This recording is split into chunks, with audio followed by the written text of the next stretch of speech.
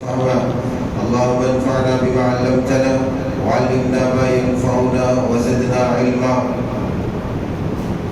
اللہ وحدہ لا شریک کے لیے ہر قسم کی حمد و ثنا بزرگی و برتری سزاوار ہے۔ ہر طرح کی عبادات، ہر طرح کی تسبیحات و تحلیلات اسی اللہ وحدہ لا شریک کے لیے خاص ہے، جس نے ہم بنی و انسان کو دنیا کائنات کی تمام مخلوقات میں سے سب سے ممتاز و مختلف بنایا، اور ان میں سے بھی طاغوت پرستی، مخلوقات کی پرستش سے نکال کر کے اللہ وحدہ لا شریک کی عبادت و پرستش میں لگایا۔ فللہ الحمد ولہ الشکر، سبحان اللہ وبحمدہ سبحان اللہ العظیم، اللہ اکبر اللہ اکبر لا الہ الا اللہ، اللہ اکبر اللہ اکبر وللہ الحمد۔ عزیزان گرامی، آج کا دن بے انتہا مسرت و شادمانی کا دن ہے۔ اللہ تبارک و تعالیٰ نے امت مسلمہ کے لیے دو خوشیوں کا خاص دن متعین فرمایا ہے، ایک عید الفطر، دوسری عید، دوسرا خوشی کا موقع عید الاضحیٰ۔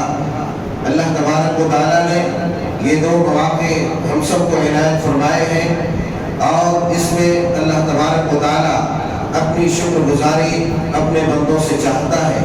اسی لیے عیدین میں تکبیرات کو مشروع قرار دیا ہے، تاکہ بندہ اپنے خوشی کے موقع پر، چونکہ خوشی اللہ تبارک و تعالیٰ کی دی ہوئی عظیم نعمت ہے، اور اللہ یہ چاہتا ہے، بلکہ ہر انسان کی یہ خواہش ہوتی ہے کہ خوشی کے مواقع پر جن سے وہ سب سے زیادہ محبت کرتے ہوں ان کو وہ یاد رکھیں، ان کے ساتھ وہ رہیں۔ لہٰذا سب سے زیادہ جو محبت کا قابل اور محبت کا مستحق ہے وہ اللہ وحدہ لا شریک کی ذات پاک ہے، کہ ہم سب سے زیادہ اللہ کی ذات سے محبت کریں۔ اسی لیے اللہ تبارک و تعالیٰ نے تکبیرات کو مشروع قرار دیا، تاکہ آپ خوشیوں کے مواقع پر آپ خوب اللہ تبارک و تعالیٰ کو یاد رکھیں اور اپنی روح کو تازگی بخشیں۔ یہی وجہ ہے کہ عید الفطر میں آپ دیکھتے ہیں خوشی کی جو خاص ایک لہر ہوتی ہے، وہ ایک دن ہوتی ہے۔ اللہ تبارک و تعالیٰ نے عید الفطر میں عید تک تکبیرات کو مشروع قرار دیا، مگر یہاں پر عید الاضحیٰ میں آپ دیکھتے ہیں اور جانتے ہیں کہ یوم عرفہ سے ایک عجیب و غریب مومنوں مسلمانوں کی پیشانی پر خوشی کی چمک اور بشاشت ہوتی ہے۔ یہی وجہ ہے کہ شریعت مطہرہ نے عرفہ کے دن، یعنی عرفہ کے دن فجر سے لے کر کے 13 ذی الحجہ کی شام تک، عصر تک تکبیرات کو مشروع قرار دیا۔ اور یہ بھی بات واضح رہے کہ آپ اچھی طرح سے اس بات کو جانتے ہیں کہ عشرہ ذی الحجہ جو 10 دن کا یہ سفر ہے، اس 10 دن کے سفر میں بھی مسلمانوں کو بڑی خوشی لاحق ہوتی ہے۔ مسلمان اپنی روح کو تازگی بخشتا ہے اللہ کی عبادت میں، اس کی ریاضت میں، اللہ کی اطاعت میں، اس کے ذکر و اذکار کر کے، اس کی عبادتیں کر کے، روزے رکھ کر کے، اور شریعت نے ان 10 دنوں میں بھی تکبیرات، تسبیحات اور تحلیلات کو روا رکھا اور مشروع قرار دیا کہ ان ایام میں کثرت سے تکبیرات کا ورد کریں۔ لہٰذا آپ 13 تاریخ کے، یعنی 10 ذی الحجہ، 11، 12، 13 ہمارے یہاں اہل سنت والجماعت کے یہاں 4 دن قربانی ہے، اور یہ ایام تشریق کہلاتے ہیں۔ یہ ایام تشریق کہلاتے ہیں، یوم النحر، یوم القر، 2 باقی ایام تشریق، یہ کل ملا کر کے ایام تشریق جو کھانے پینے کے ایام ہیں۔ اللہ کی نعمتیں ہم استعمال کرتے ہیں، اللہ کی دی ہوئی نعمت سے وہ اپنے پیٹ بھرتے ہیں، غذا حاصل کرتے ہیں، اور خوب خوشی اور مسرت حاصل کرتے ہیں، لطف اندوز ہوتے ہیں۔ لہٰذا یہ جو 4 دن ہے، ان دنوں میں بالخصوص ہر مرد مومن مسلمان بالغ عاقل کے اوپر ضروری ہے کہ کم از کم وہ فرض نمازوں کے بعد ایک بار تکبیرات ضرور پڑھے۔ اللہ اکبر اللہ اکبر لا الہ الا اللہ، اللہ اکبر اللہ اکبر وللہ الحمد۔ اس کے علاوہ دیگر ایام، دیگر مقامات میں، دیگر اوقات میں آپ اٹھتے بیٹھتے تکبیرات کا ورد کریں۔ عزیزان گرامی، آج کا دن آپ جانتے ہیں قربانی کا دن ہے۔ آج کا دن یوم النحر ہے. اللہ تبارک و تعالیٰ کو بے حد پسند ہے کہ بندہ اس کی رضا کے خاطر جانور قربان کرے، جانور اللہ کی رضا کے خاطر قربان کرے اور اللہ کا تقرب حاصل کرے، کیونکہ قربانی کا معنی بھی یہی ہے. علماء نے جو قربانی کی تعریف کی ہے وہ مختلف کی ہے. ایک تعریف کیا ہے قربانی کی تعریف کہ هي ما يذبح من النعم تقربا الى الله تعالى من يوم العيد الى اخر ایام التشریق. قربانی کیا ہے؟ وہ کہتے ہیں کہ قربانی یہ ہے کہ بندہ یوم عید یعنی یوم النحر 10ویں ذی الحجہ سے لے کر کے ایام تشریق یعنی 13 ذی الحجہ کے شام تک اللہ کے تقرب کے لیے، اس کی رضا کے لیے، اس کی خوشنودی کے لیے جو جانور ذبح کرتا ہے اسی کا نام کیا ہے؟ قربانی ہے. معنی یہ ہوا کہ یہ قربانی اس لیے ہم کرتے ہیں تاکہ اللہ تبارک و تعالیٰ کا قرب ہمیں حاصل ہو جائے، اللہ تبارک و تعالیٰ کا تقرب حاصل ہو جائے.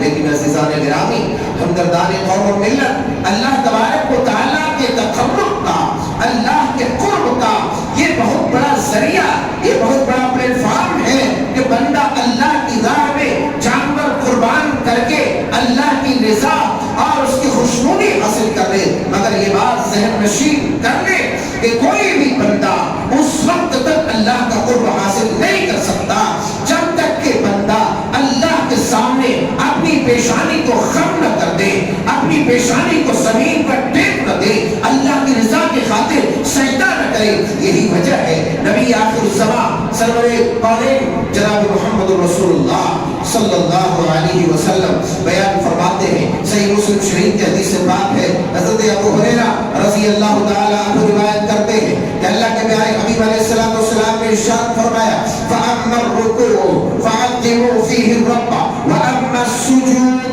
فَاسْتَعِينُوا فِي الدُّعَاءِ فَقَمِنٌ أَن يُسْتَجَابَ لَكُمْ. بیان فرمایا، ابو ہریرہ کہتے ہیں کہ نبی آخر الزمان نے ارشاد فرمایا ان لوگوں معاملہ رکوع کا یہ ہے کہ جب بندہ رکوع کرتا ہے اللہ کے سامنے اپنی کمر کو جھکاتا ہے، اللہ اکبر، تو فرمایا جب اپنی کمر کو اللہ کی بارگاہ میں جھکاتے ہو، اللہ کے سامنے جھکاتے ہو، تو ایسی صورت میں رکوع میں اللہ کی عظمت بیان کیا کرو، اللہ کی بزرگی بیان کرو، سبحان ربی العظیم کا ورد کرو، اور اس طریقے سے جس قدر ہو سکتا ہے اللہ کی عظمت و بزرگی بیان کرو.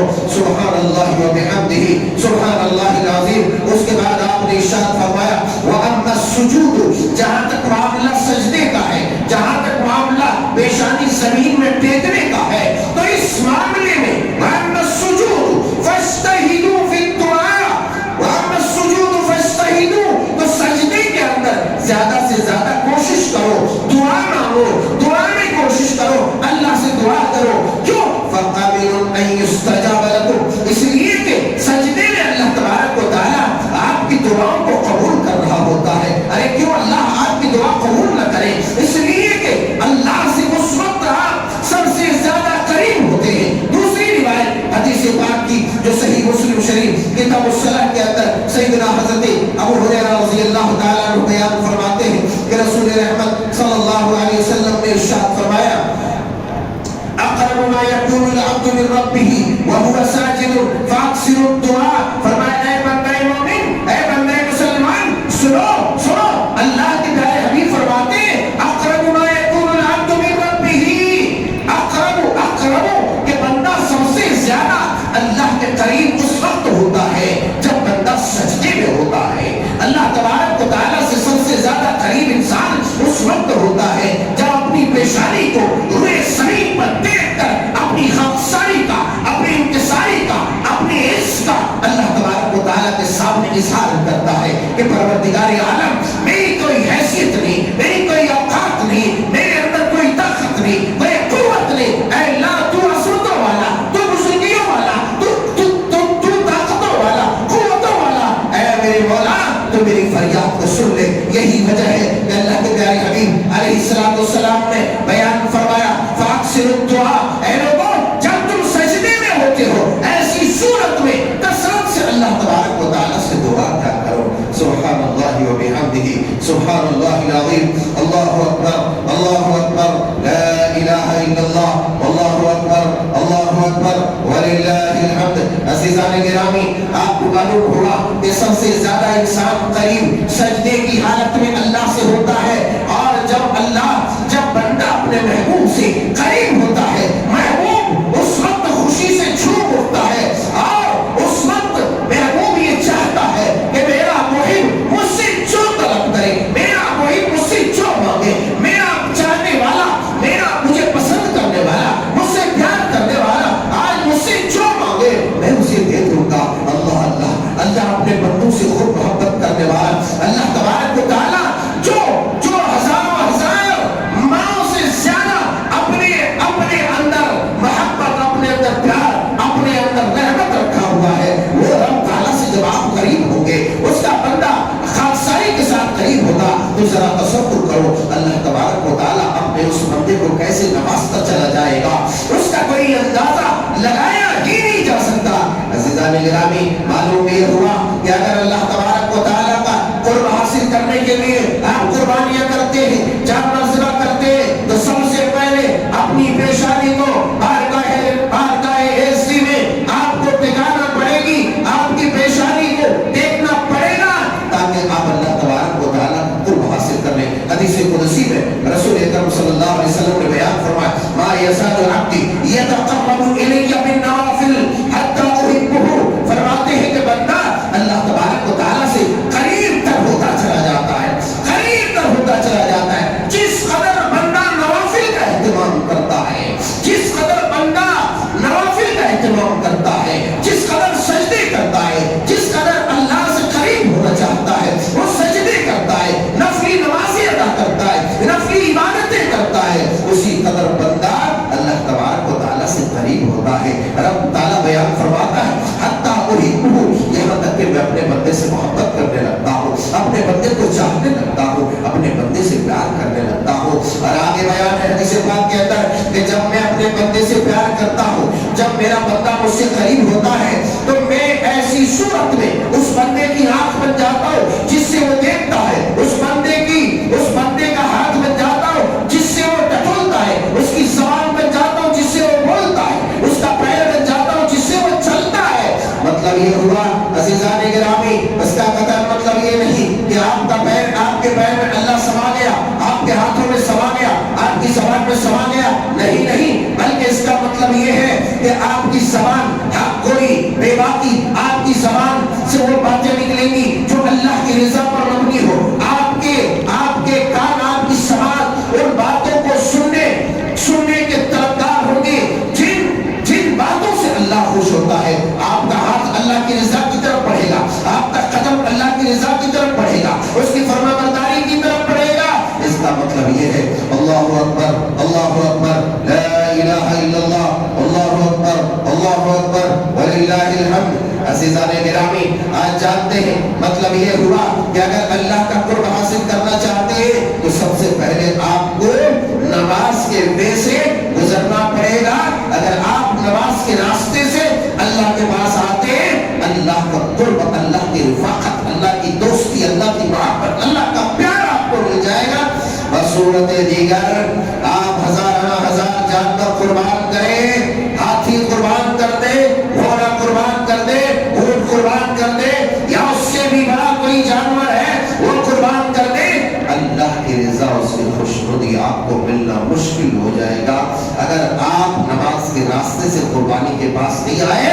یہی وجہ ہے کہ جو سورہ کریمہ میں نے ابھی تلاوت کی ہے چھوٹی سی، پہلے اللہ تبارک و تعالیٰ نے فرمایا فصلی اے میرے محبوب آپ نماز پڑھیے۔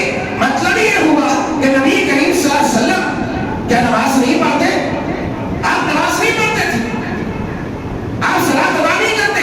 ارے آپ کی نمازوں کی کیفیت یہ ہوتی کہ جب آپ کھڑے ہو جاتے، قیام کرتے، ایک رکعت میں پہلا پارا، دوسرا پارا، تیسرا پارا، نہ جانے کتنی سورتیں پڑھتے تھے۔ آپ کے مبارک قدموں میں وارنا جاتا، بھول جاتا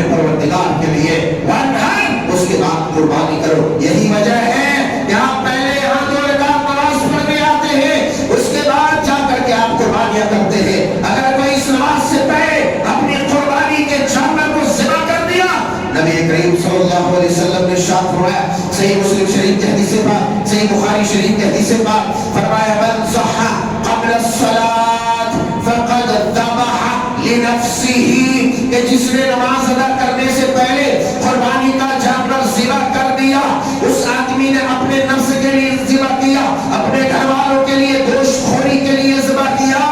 اور ومن ذبح بعد الصلاۃ فقد تم نسکہ واصاب سنت المسلمین۔ اللہ اکبر کبیرہ، فرمایا کہ جو نماز ادا کرے اس کے بعد قربانیاں کرے تو اس آدمی نے سنت کو پا لیا اور مسلمانوں کے طریقے کو پا لیا، اس نے گویا کہ قربانی کی۔ سبحان اللہ، اللہ اکبر، اللہ اکبر، لا الہ الا اللہ، اللہ اکبر، اللہ اکبر وللہ الحمد۔ عزیزان گرامی، ہمدردان قوم و ملت، نوجوانان ملت اسلامیہ، آپ کو معلوم ہوا کہ اگر آپ قربانی کرنے جا رہے ہیں تو پہلے آپ پیشانی ٹیکنے کے لیے آنا پڑے گا، اس کے بعد جا کر کے آپ قربانی کریں گے۔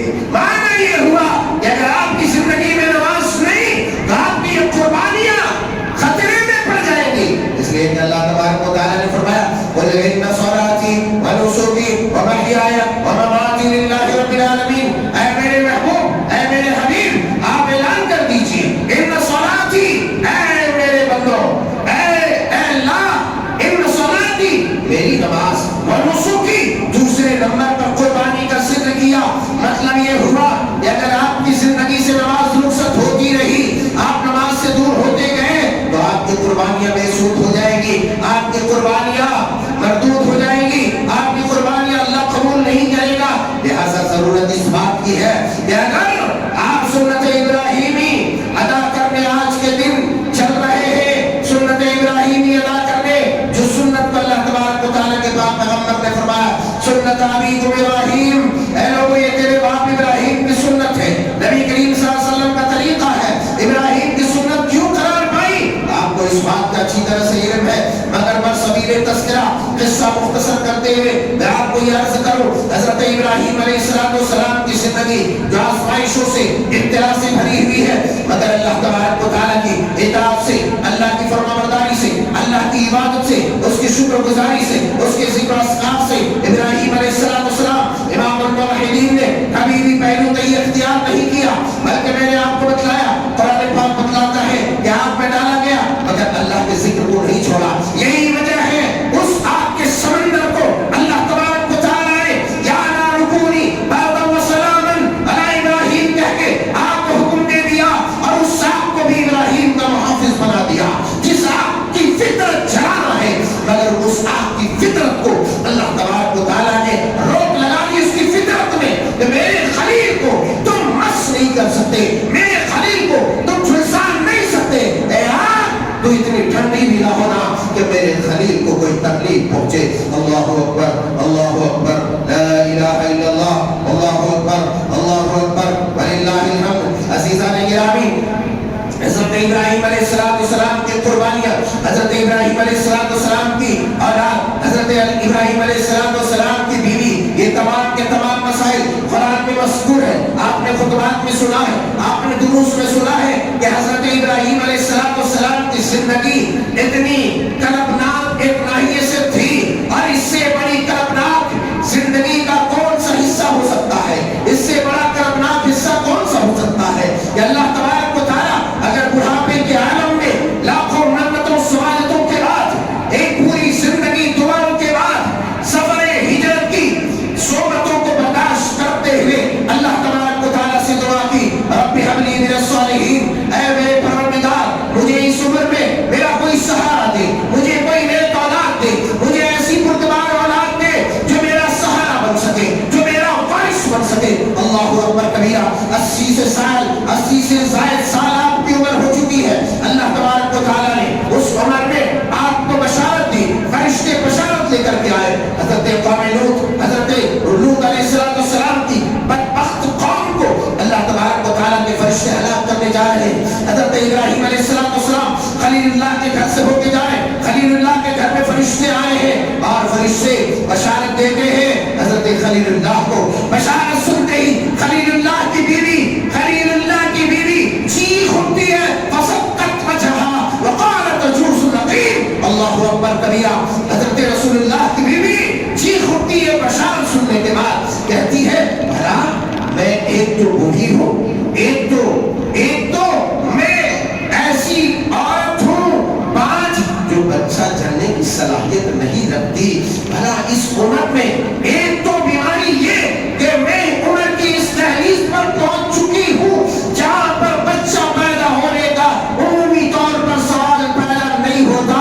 اور دوسرا یہ ہے, دوسری بیماری میں تو بانجھ ہوں, میرے میں صلاحیت ہی نہیں. اللہ کے فرشتے کہتے ہیں قالوا كذلك اے اللہ کی بندی تیرے رب کا فیصلہ یہی ہے, تیرا رب چاہتا ہے انہ هو الحکیم العلیم, اس لیے کہ وہ علیم ہے, وہ حکیم ہے. اللہ اکبر کبیرہ, اللہ اکبر کبیرہ. یہ اللہ تبارک و تعالیٰ کے فرشتے بشارت دیتے ہیں. حضرت ابراہیم علیہ السلام کی یہاں اولاد ہوتی ہے. حضرت ابراہیم علیہ السلام کی اولاد کے بعد بے آب و گیا وادی میں, مکہ میں جہاں نہ کھیتیاں ہے نہ ہریالیاں ہے, میدان میں صحرا ہے نہ آبادی ہے بلکہ چٹیل ہے, پہاڑیاں ہے, وادیاں ہے, کوئی چشمہ نہیں, کوئی کنواں نہیں, ایک تھیلی میں تھوڑی سی غذا, ایک مشکیزے میں تھوڑا سا پانی. اے قلب والو, اے مومنو سنو, اے مسلمانوں کی عورتوں سنو, ایک اللہ کا بندہ ہے, اللہ کی رضا کے خاطر, اللہ کا دوست ہے, اللہ کی رضا کے خاطر چل لیتا ہے, اللہ کا حکم ہے, ایک بیاب و گیا میں اپنی بیوی کو چھوڑ آتا ہے. اللہ اکبر. بیوی کہتے ہیں ابراہیم, پیچھے بیوی آتی ہے, ابراہیم کیا بات ہے, یہاں تو کوئی پانی نہیں, کوئی چھانا نہیں, کوئی کھانا نہیں, یہ پتھروں والی وادی, اس پہاڑی میں مجھے اکیلے چھوڑ کر, میری شیرخوار بچے کو چھوڑ کر کہاں جا رہے ہو, مجھے بتاؤ. ابراہیم اپنے کانوں کو بند کرتے ہیں, سماعتوں کو دھندلا کر کے وہ اپنے راستے چل دیتے ہیں. اللہ اکبر کبیرہ. ابراہیم آخر مجھے کہاں چھوڑ کے جا رہے ہو, میرے اس بچے کے ساتھ کہاں چھوڑ کے جا رہے ہو. بیوی کہتی ہے کیا یہ اللہ کا حکم ہے. کہتے ہاں یہ اللہ کا حکم ہے. کہتے اذن لا یضیعها, پھر تو اللہ تبارک و تعالیٰ ہمیں ضائع نہیں کرے گا. اے امت کی بیٹیوں ذرا سنو, اللہ تبارک و تعالیٰ کے اس بندی کا دل دیکھو, کس قدر اللہ کی رضا, اس کی خوشنودی کے خاطر, اس کی رضا حاصل کرنے کے لیے اس کے حکم کی تعمیل میں آ جاتی ہے. اور ایسی جگہ میں جہاں خوف ہے, ہراس ہے, جنگلی جانوروں کا خوف ہے اور صحرائی جانوروں کا خوف ہے, اسی طریقے سے ڈاکوؤں کا, اجرتوں کا, چوروں کا خوف, مگر اللہ تبارک و تعالیٰ کے حکم کی تعمیل کے لیے ایسی جگہ میں رہنا قبول کر لیا جہاں ہر طرح کے خطرات تھے, نہ کھانے کی چیزیں نہ پینے کی چیزیں, آخرکار غذا بھی ختم, آخرکار پانی بھی ختم. اللہ حضرت حاجرہ صفا سے مروہ تک گردش لگاتی ہے اوپر چڑھ کر کے کہ کوئی ہے ہی نہ, کوئی انسان مل سکتا ہے جس سے میں پانی طلب کر سکوں, اپنے بچے کے لیے کھانے کا انتظام کر سکوں, میں کھاؤں تاکہ دودھ ہو, پانی پیوں سکوں تاکہ بچے کی پرورش ہو سکے. کوئی نہیں. آخرکار ایک صدا آئی, ایک آواز آئی. حاجرہ نے کہا ہو بندے چپ, ذرا سن, کوئی تمہیں آواز دے رہا ہے. پھر مدد کے لیے آواز آئی, بچے کے پاس دیکھا کہ ایک فرشتہ اپنے پر سے پار کر کے پانی نکالتا ہے. اللہ اکبر کبیرہ. عزیزان گرامی, یہ حال تھا. وہاں سے ابراہیم کے جانے کے بعد اتنی مشقتوں کے ساتھ اس بچے کی پرورش کے بعد, قصہ مختصر, بچے کی پرورش کے بعد بچہ اس قابل ہوتا ہے. فلما بلغ معه السعي قال يا بني إني أرى في المنام أني أذبحك فانظر ماذا ترى. قال يا أبت افعل ما تؤمر ستجدني إن شاء الله من الصابرين. بچہ جوانی کے قریب ہوتا ہے. علماء نے لکھا ہے, مفسرین نے لکھا ہے کہ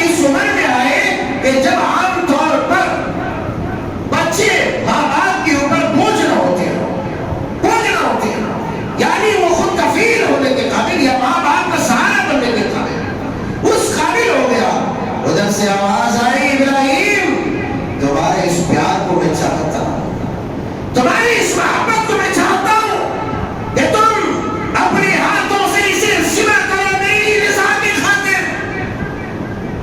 اے اللہ والو ذرا تصور کرو، جانور ہم ذبح کرتے اپنے بچے کو تھپڑ رسید کرتے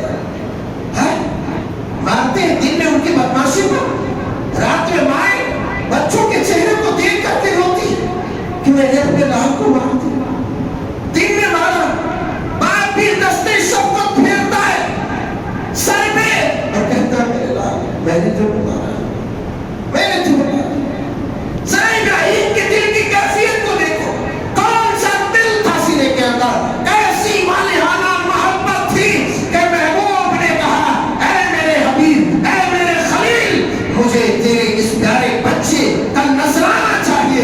اللہ اکبر۔ وہ بھی خواب میں دیکھا، آپ انسان ہوتا بتائے خواب شیطانی بات ہے، مگر نبی کو یہ پتا تھا، نبی کے اولاد کو اس بات کا علم تھا کہ نبی کا خواب یہ پیغام الہی ہوتا ہے، نبی کا خواب یہ وحی الہی ہوتا ہے۔ اللہ اکبر کبیرہ۔ حضرت رسول اللہ ابراہیم خلیل اللہ بچے کے پاس آتے ہیں اور کہتے ہیں میرے بچے انی ارا فی المنام، کہ میں نے تمہیں خواب میں دیکھا ہے اذبح کا، میں تمہیں ذبح کر رہا ہوں، یعنی میرا رب تجھے چاہتا ہے، مجھ سے یہ چاہتا ہے کہ میں اپنے ہاتھوں سے تمہاری گردن کاٹوں، میرا رب یہ چاہتا ہے فانظر ماذا ترى، اے میرے لاڈلے مجھے تو یہ بتا کہ میں اس معاملے میں کیا کروں۔ اے اللہ والو یہ مشورہ ایک روایتاً تھا، نہ ابراہیم کو مشورے کی ضرورت تھی، لیکن ایک شفیق و مہربان باپ کی شفقت کا یہ تقاضا تھا، اور ایک حلیم و بردبار بیٹے کی حلم اور اس کی بردباری کا یہ تقاضا تھا کہ باپ اور اللہ کے حکم کے، اللہ کے اس فیصلے پر اپنی رضا کے لیے سر تسلیم خم کر دے، اللہ کی رضا حاصل کرنے کے لیے اس پر اپنی رضامندی کا ظہور کر دے۔ یہی وجہ ہے کہ اسماعیل نے کہا اے میرے ابا حضور یا ابت افعل، اے عقل والو، اے بندو سنو، آج ہمارے والدین ہم سے تھوڑی سی تلخ کلامی کر دیتے ہیں، ایسی کوئی بات کر دیتے جس سے ہمارے دل کو ٹھیس پہنچ جاتی ہے، تکلیف پہنچتی ہے، ہم فوراً بنک جاتے ہیں، ماں باپ کو سخت سست کہہ دیتے ہیں، نہ جانے کتنے گالیوں کے بوچھار کر دیتے ہیں۔ اے اللہ والو اتنی بڑی بات ہے، باپ نے کہا میں تمہیں ذبح کرنا چاہتا ہوں، بیٹے نے کہا اے میرے پیارے ابو جان یا ابت افعل ما تؤمر، ابتاجب کہا جاتا ہے عربی میں، اس کا مطلب بے انتہائی محبت سے اپنے باپ کو بندہ پکار رہا ہوتا ہے، اے میرے پیارے ابو جان، اے میرے بابا جان، یا ابت افعل ما تؤمر ستجدنی انشاءاللہ من الصابرین۔ رب تعالیٰ جل شانہ نے آپ کو جو حکم دیا ہے اس حکم کی تعمیل کر دے، انشاءاللہ مجھے صبر کرنے والوں میں پاؤ گے، مجھے صبر کرنے والوں میں آپ پائیں گے۔ اے اللہ کے نیک بندو، یہ وقت تھا کہ جب ابراہیم نے یہ وہ منظر دیکھنے کے قابل کیا ہو سکتا تھا، زمین سنی پڑی ہوگی، آسمان سہمرا ہوگا، ابراہیم کے ہاتھ میں چھری، اسماعیل زمین پر لیٹا ہوا ہے، ساری دنیا یا آسمان کے چشمے فلک وہ تماشا دیکھ کر کے تماشائی بن کر کے کھڑے تھے کہ آج دیکھا جائے گا ایک باپ اپنے بیٹے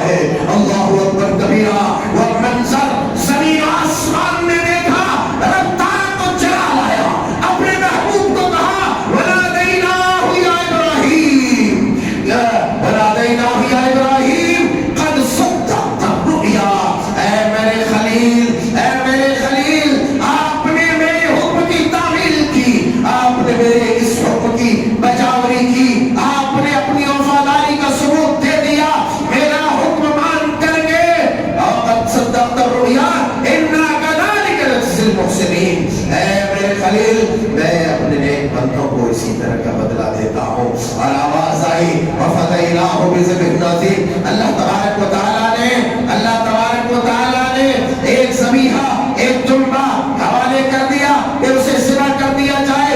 ابراہیم کی صداقت ابراہیم کی وفاداری راس آ گئی. اللہ تبارک و تعالیٰ نے اپنی خلت عطا فرما دی. اے میرے امت کے جیالو مجھے بتاؤ کیا اگر کوئی ایسا وقت آ جائے کہ اللہ تبارک و تعالیٰ آپ کی جان نہیں آپ کی اولاد کی جان مانگے آپ دے سکتے ہیں؟ جو انسان 5 وقت اپنے سر کو زمین پر نہیں دیکھ سکتا وہ اپنی اولاد کو کیا اپنے آپ کو کیا ایک مرغی بھی اللہ کی راہ میں قربان نہیں کر سکتا نہیں کر سکتا. میری بات ہے تنخواہ میرے جوانوں میرے بھائیوں میری بہنوں مگر حقیقت سے خالی نہیں. اللہ کے حکم پر آپ اپنی کمر کو جھکا نہیں سکتے اپنی پریشانی کو زمین پر دیکھ نہیں سکتے. آپ کس منہ سے کہنے آئیں گے کہ رب تعالیٰ میری گردن حاضر ہے مجھے کاٹ دو؟ کوئی ایسی وفاداری دے سکتا ہے؟ عیاری ہو سکتی ہے مکاری ہو سکتی ہے مگر اتنی بڑی قربانی کوئی نہیں دے سکتا.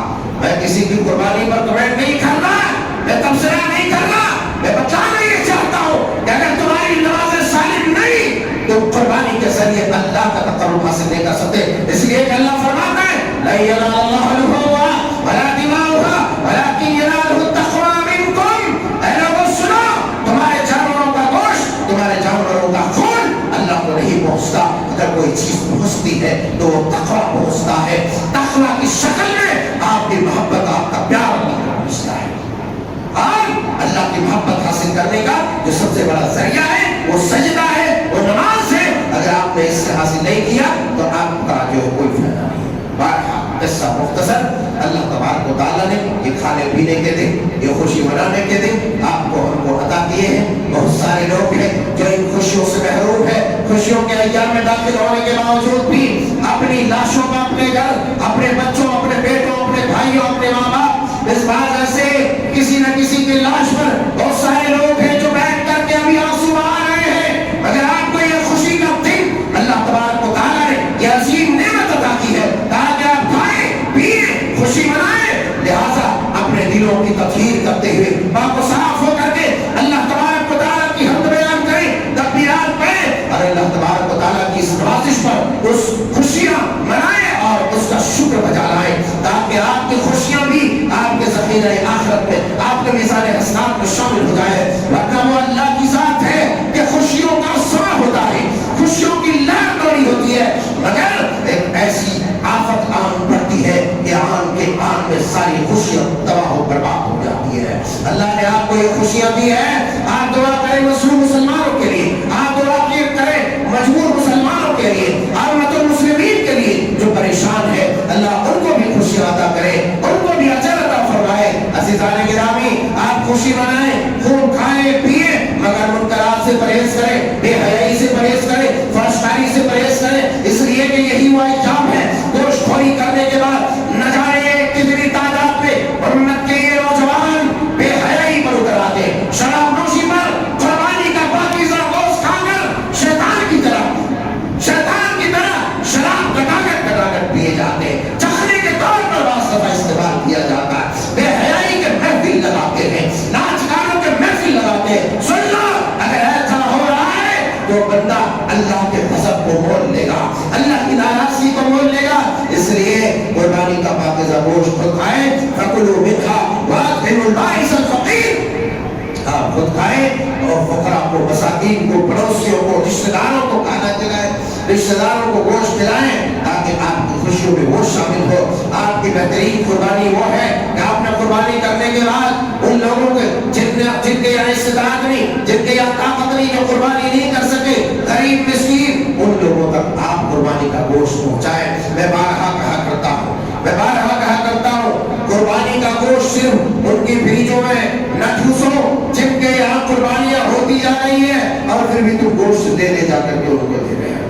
دیکھو تمہارے آس پاس ابھی دیکھو آس پاس ابھی بات میں نہیں کہہ رہا ہوں میں ابھی دیکھو مسجد میں بیٹھے تمہارے آس پاس کون سے لوگ جنہوں نے قربانی نہیں کی معلوم کرو اور قربانی کا گوشت جتنا میسر ہو سکے ان کے گھروں میں پہنچاؤ.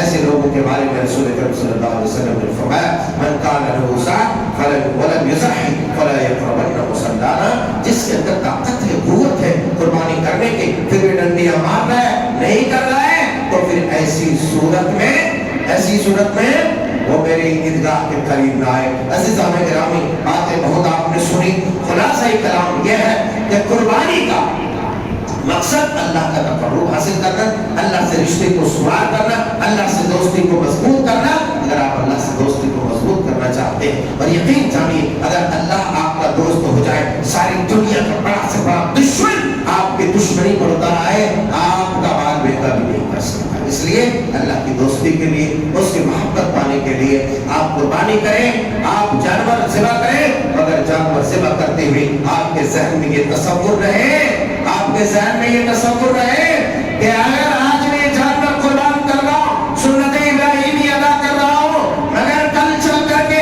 اگر ابراہیم کی طرح اللہ نے مجھ سے میری جان یا میری اولاد کی جان مانگ لی، اسلام کے خاطر، اللہ کی رضا کے خاطر، تحفظ انسانیت کے خاطر، تو پھر میں اس سے پیچھے نہیں ہٹوں گا۔ یہ ذہن میں سوچ، یہ فکر، یہ نظریہ مستحضر رہے آپ جب قربانی کرتے ہیں۔ رب تعالیٰ جل شانہ سے دعا ہے کہ پروردگار عالم، ہم تیرے گنہگار بندے ہیں میرے مولا، اے میرے رب، ہماری خطائیں، ہماری سیاہکاریاں پروردگار عالم بے پناہ ہے، اس قابل نہیں ہے کہ تیرا پاک نام بھی اپنے زبان سے، مگر اے اللہ اس کے سوا کوئی چارہ نہیں ہے میرے مولا، تو ارحم الراحمین ہے، تو غفور الرحیم ہے میرے پروردگار۔ اے اللہ تو ہم سب کی بخشش فرما، ہم سب کو معاف فرما، ہم سب کی لغزشوں اور خطاؤں کے، اے اللہ ہم نے بہت سارے مظالم اٹھائے ہیں اپنے نفس پر، اپنے بھائیوں پر، اے اللہ ہم سب کے دلوں کو صاف کر دے کہ ہم اپنے بھائیوں کو بھی معاف کر دے، وہ بھی ہمیں معاف کر دے اے اللہ، اور تو سب سے بڑا معاف کرنے والا تو غفور الرحیم ہے، تو رؤوف الرحیم ہے میرے مولا۔ ہم سب کو بخش دے، ہم سب کی درگزر فرما، ہم سب کی ٹوٹی پھوٹی عبادتیں میرے مولا تو قبول فرما لے۔ اے اللہ اس قابل تو ہماری عبادتیں نہیں، مگر اے اللہ تو سب سے عظیم اور بزرگ و برتر ہستی ہے، اے اللہ تو سب سے بہتر اور سب سے برتر ہے، سب سے اعلیٰ وارفہ تیری ذات ہے، تو ارحم الراحمین ہے اللہ۔ ہماری ٹوٹی پھوٹی عبادتوں کو خوبصورت اور مضبوط اور مستحکم بنا کر کے اپنی بارگاہ میں قبول فرما لے۔ اے اللہ ہمیں دوسرے کے حقوق ادا کرنے کی توفیق عطا فرما۔ اے اللہ ہم سب کو ایک بنا، نیک بنا، ہماری پیشانیوں کو تیری بارگاہ میں دیکھنے کی توفیق عطا فرما۔ یا مصرف القلوب صرف قلوبنا على طاعتك، ربنا لا تزغ قلوبنا بعد إذ هديتنا وهب لنا من لدنك رحمة إنك أنت الوهاب۔ الله أكبر الله أكبر، لا إله إلا الله، والله أكبر الله أكبر ولله الحمد۔ عزیزان گرامی، آج کے دن